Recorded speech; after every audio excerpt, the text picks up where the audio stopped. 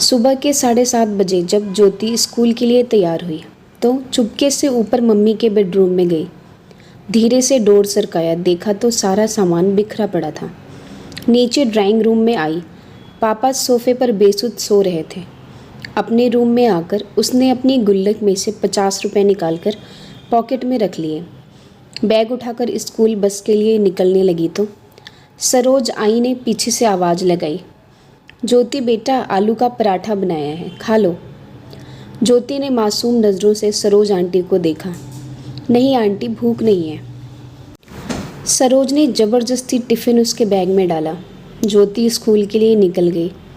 सरोज सोचने लगी, बेचारी छोटी सी बच्ची साहब और मेम साहब के रोज़ के लड़ाई झगड़े में इस 13 साल की उम्र में कितनी बड़ी हो गई है। सरोज पिछले 10 सालों से नेहा व नरेश के यहाँ काम कर रही है। दोनों मल्टीनेशनल कंपनी में ऊंचे पदों पर कार्यरत हैं और ज्योति उनकी इकलौती बेटी है। किसी भी चीज़ की कोई कमी नहीं है, पर हर समय दोनों एक दूसरे से लड़ते रहते हैं। नरेश पिछले कुछ समय से नेहा से तलाक चाह रहा है और चाहता है कि ज्योति बिटिया की जिम्मेदारी नेहा उठाए और नेहा ज्योति बिटिया की जिम्मेदारी नरेश को देने से साथ जायदाद में हिस्सा चाहती है। इस कारण दोनों लड़ते रहते हैं। बच्चे की जिम्मेदारी कोई नहीं लेना चाहता, इसलिए दोनों एक दूसरे के लिए अपशब्दों का इस्तेमाल करते हैं। बेचारी ज्योति स्कूल से घर आकर अपने कमरे में दुबक जाती है। केवल सरोज आंटी से ही बात करती है। रोज की तरह नेहा और नरेश ने नाश्ता अपने अपने कमरे में किया और ऑफिस के लिए निकल गए। करीब 12 बजे स्कूल से कॉल आया कि जल्दी हॉस्पिटल पहुंचो, ज्योति को चोट आई है। हॉस्पिटल पहुंचकर पता चला कि ज्योति बहुत ऊपर से सीढ़ियों से गिर गई है। आईसीयू में रखा गया था। ऑपरेशन की तैयारी हो रही थी। सिर में बहुत गहरी चोट आई थी। ऑपरेशन शुरू हुआ, पर जिंदगी मिली न मौत। बिटिया कोमा में चली गई। नेहा और नरेश स्तब्ध रह गए। उन्हें ऐसा झटका लगा कि अपनी सुध-बुद्धि खो बैठे थे। ज्योति की दादी भी आ गई। बेटे और बहू को देखकर नफरत से मुंह फेर लिया। पूछताछ हुई। टीचर स्टूडेंट सभी के बयान के लिए यही पता चला कि बैलेंस बिगड़ने से नीचे गिर गई। 15-20 मिनट कोई बदलाव न आने के बाद अपने साथ रह रही अपनी माँ को नरेश ने रोकना चाहा, पर उन्होंने आंखों में आंसू भरकर कहा, तुम दोनों खूनी हो, तुम्हारी जिद मेरी पोती को खा गई।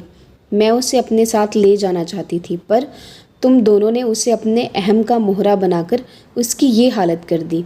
ये कहकर माँ वापस अपने शहर चली गई। सरोज आई भी सदमे में थी। फिर उसने जैसे तैसे होश संभाला। नरेश और नेहा से कहा, मेम साहब, मैं अब यहाँ नहीं रह पाऊँगी। इस घर की दीवारें मेरी ज्योति की सिसकियों से भरी हैं। उसे मैंने कभी अपनी गोद में तो कभी छिपकर रोते हुए देखा है। कभी तो मेरा मन किया उसे लेकर भाग जाऊं, पर मैं डरपोक थी, ऐसा नहीं कर सकी। अगर चली जाती तो शायद वो आज इस हालत में न होती। नरेश और नेहा के पास अब शायद कहने को कुछ नहीं था। जैसे जैसे दिन बीत रहे थे, उनका लड़ाई झगड़ा एक अजीब सी स्थिति में आ पहुंचा था। उनकी सारी भावनाएं अंदर ही अंदर एक खामोशी अख्तियार कर चुकी थी। सारा दिन बेमन से दोनों ऑफिस का काम करते, हॉस्पिटल में एक एक दिन अकेले ड्यूटी देते। बैंक में पड़े पैसे, ज़मीन जायदाद सब बेकार लगने लगे थे। 3 महीने बीत चुके थे। संडे का दिन था। बड़ी मुश्किल से नेहा ने ज्योति के रूम में जाने की हिम्मत जुटाई थी। वैसे भी महीनों दोनों उसके कमरे में कदम नहीं रखते थे। कैसे माँ बाप थे वो दोनों। उसका रूम, उसका बेड, तकिया, उसकी किताबें, उसकी पेंसिल, पेन, स्कूल बैग सब वैसे ही रखा था। अलमारी खुली तो उसके कपड़े नीचे गिर पड़े। उसका हल्का ब्लू नाइट सूट जिसे वह अक्सर पहना करती थी। नेहा रोते हुए अलमारी से सामान निकालने लगी। तभी उसके हाथ एक ब्लू कलर की डायरी लगी। उसने कांपते हाथों से उसे खोला। आगे के कुछ पेज फटे हुए थे। पेज दर पेज टूटे दिल की दास्तां छोटे छोटे टुकड़ों में दर्ज थी।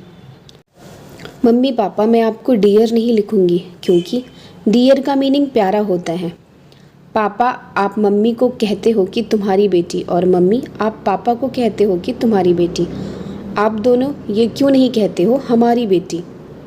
अगले पेज पर था, पता है जब मैं मामा जी के घर जाती हूँ, मामा मामी मुझसे बहुत प्यार करते हैं और अनु मामी जब प्यार से मुझे मेरा बच्चा कहती हैं तो मुझे लगता है कि क्या मैं प्यारी बच्ची नहीं हूँ। मम्मा, मैं तो आपका सारा कहना मानती हूँ, फिर भी आपने मुझे कभी प्यारी बच्ची नहीं कहा। अगले पेज पर था, मम्मी जब मैं बुआ के घर जाती हूँ तो बुआ मुझे बहुत प्यार करती हैं, पर खाना नक्श की पसंद का बनाती हैं। मम्मा, मुझे भी राजमा बहुत पसंद है, मैंने कहा था कि आप बनाओ, पर आपने कहा मुझे तंग मत किया करो, जो खाना है सरोज आंटी को बोल दिया करो। पता है मम्मा, मैंने राजमा खाना छोड़ दिया है, अब मन नहीं करता।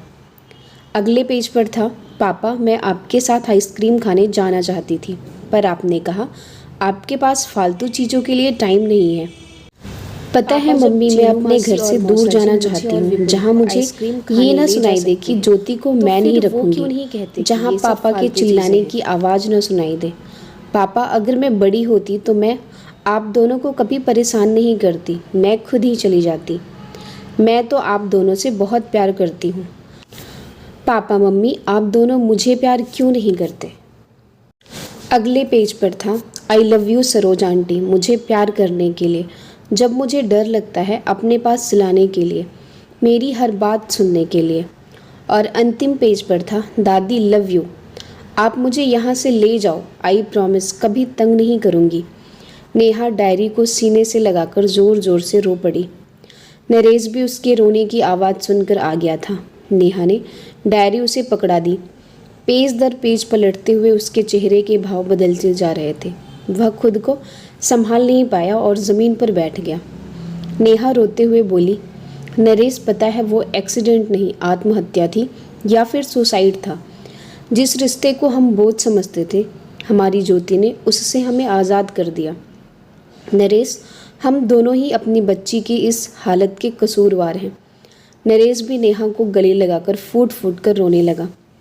अचानक ही उसी समय नरेश का फ़ोन बजा और नेहा के मोबाइल पर एसएमएस की टू टू की मैसेज की आवाज़ आई। दोनों ने अपने फ़ोन को संभालते हुए दूरी बनाई और फ़ोन उठाया। हॉस्पिटल से ही फ़ोन था। जब तक नेहा नरेश की बातचीत सुनती, उसके अपने फ़ोन में भी एसएमएस खुल चुका था।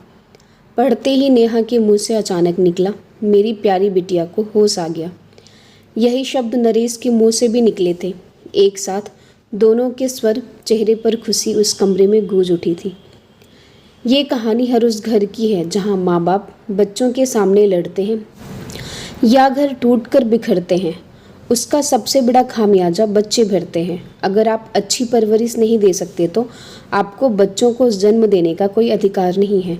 अच्छी परवरिश रुपए, पैसे, सुख सुविधाओं से नहीं होती। इसका मतलब यह है कि आप बच्चे की ज़रूरत के समय उसके कितने करीब हैं। उससे महंगे खिलौने या सुख सुविधाएं नहीं, बल्कि आपके साथ खेलने, कूदने और लाड प्यार की ज़रूरत है। अगर आपको ये छोटी सी कहानी पसंद आई हो तो चैनल को ज़रूर सब्सक्राइब करें।